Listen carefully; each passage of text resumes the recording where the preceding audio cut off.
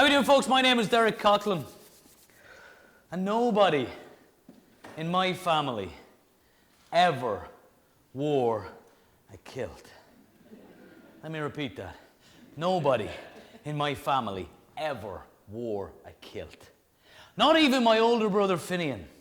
And he once wore a sarong for 3 days straight in Philadelphia in the summer of '99 and got arrested for playing spoons on his arse underneath the Rocky statue, his claims of street performers' rights and artistic integrity notwithstanding. Nobody in my family ever wore a kilt. You see, we're Irish. We're not Scottish. Yeah? Now, although that's a large part of the reason as to why nobody in my family ever wore a kilt, it's not the entire reason. No. We never wore kilts in my family. Because we were raised in the 1970s, not the 1370s. Pants had been invented. Look, take your typical January day in Ireland. Miserable. Miserable. It is raining sideways and up. And it is penguin skinning cold.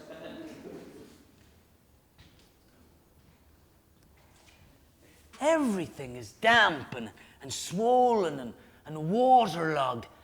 And it smells like the inside of a Birkenstock wearing, hemp weaving, otter scrubbing, non-bathing, cheese curd munching hippies tent the morning after Woodstock. There is nothing magical or leprechaun-y about it.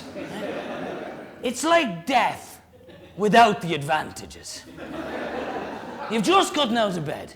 You're just pulling on your fleece-lined, couldn't be any warmer if they were on fire pants. And all of a sudden you spot a sodden, itch-inspiring piece of worsted wool of indeterminate age in the corner of the closet. Huh. Shag the pants, you think? I'm going to kilt it today. No! That never happens! Do you know why? Because wearing a kilt today, or any day since pants have been invented, is mental. Look, we don't take iPods away from kids and tell them to go out in the field and play with sticks, do we? We don't wish for TB or rickets or the bubonic plague to make a comeback, do we? We don't look at cities and go, oh, I wish that was all trees and maybe a swamp and malaria and yellow fever, do we? So why then do people wear kilts? It's my heritage, man. My clan. No, it isn't. And you look like an idiot. And yes, I know there are some women out there who say that men look good in kilts. All right. But what if he wore one every day? What then? Still think he looks good? And what is it about these 21st century kilt-wearing whack jobs? They always look so smug. They sidle up to me on St. Patrick's Day, huge tankard of green Bud Light in their hands, and ask, what do you think, man? Huh? Remind you of home? Your family? You look like a deranged sheep shagger. And there is something disconcertingly rapey about the way they always add, and I'm not wearing anything under it, man. Oh, that's a comfort. Nobody in my family ever wore a kilt. And you know what else? We never ate corned beef and cabbage on St. Patrick's Day, or drank green beer, or ate Lucky Charms, or used deodorant soap, or got shamrock tattoos, or said top of the morning.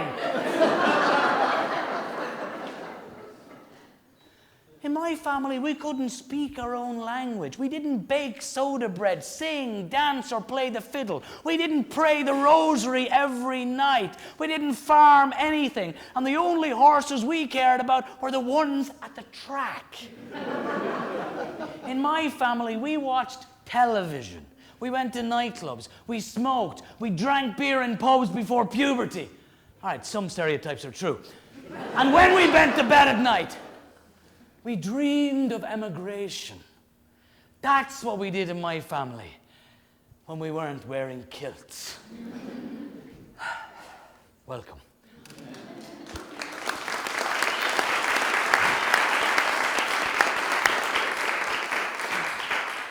I've been wanting to get that off my chest for years.